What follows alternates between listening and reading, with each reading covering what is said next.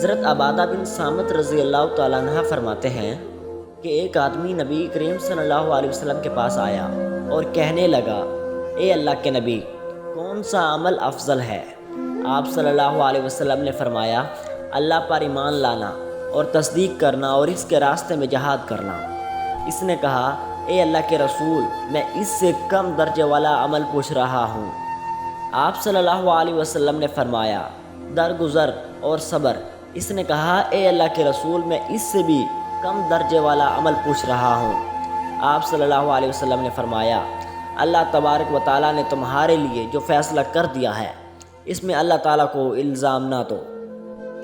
حضرت عبداللہ بن عباس رضی اللہ تعالیٰ عنہ سے مروی ہے کہ رسول اللہ صلی اللہ علیہ وسلم نے ابو ذر رضی اللہ تعالیٰ عنہ سے کہا، ایمان کا کون سا کڑا مضبوط ہے؟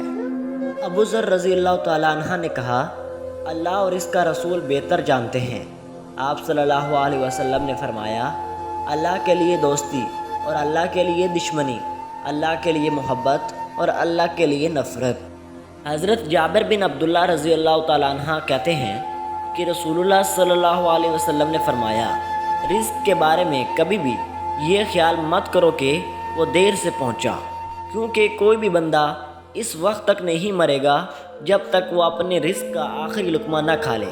اس لیے مانگنے میں اچھا طریقہ اختیار کرو، حلال لو، حرام چھوڑو۔